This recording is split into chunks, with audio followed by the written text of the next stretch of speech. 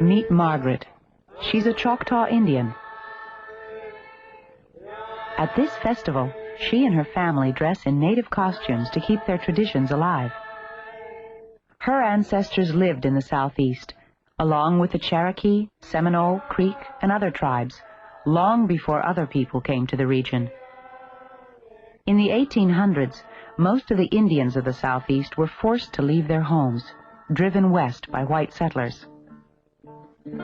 Europeans had begun coming to America in the 1400s. Some came from Spain and named the place where they landed for a feast day they celebrated in their homeland, the Feast of the Flowers.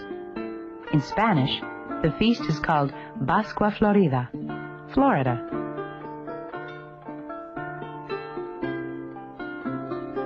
French explorers canoed down the Mississippi River and claimed territory that they named for their king, Louis XIV, Louisiana.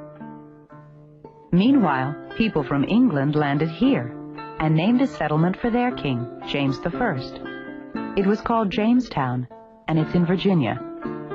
The English and Spanish brought yet another people to the Southeast, Africans, who were brought to work as slaves on the settlers' plantations. Today, you can see the descendants of all these people in the Southeast. You can hear their different languages, their many accents, and different types of music. Juan's parents were born in Cuba, an island very close to Florida. Recently, many Cubans have come to live in the United States. Like Florida, Cuba was visited by Spanish explorers hundreds of years ago. The people who live there still speak and sing in the Spanish language. This type of music is called salsa. Another kind of music heard in the Southeast is gospel. It is based on the songs that African slaves would sing as they worked in the cotton fields.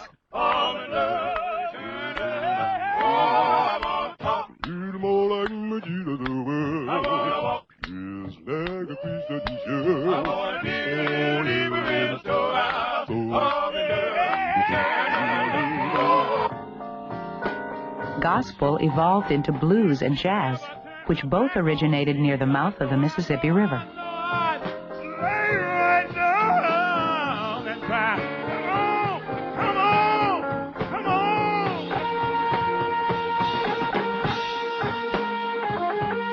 He was caught and put in prison for 7 long years to stay armored. White settlers also brought their music to the Southeast.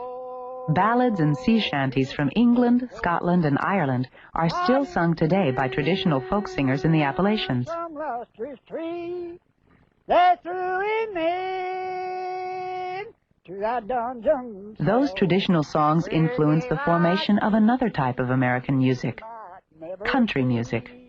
Nashville, Tennessee is the country music capital of the world. They call it Music City, USA.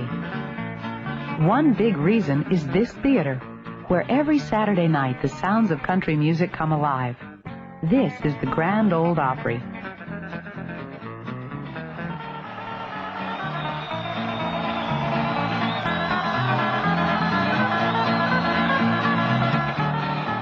As well as being a concert, the Opry is a radio show and a television show. For years, it's been broadcasting the music of this region to all corners of the United States. Today, country is one of the most popular forms of music in America. About 15 miles southeast of Nashville, you can hear another kind of music and another language. These children are from Japan.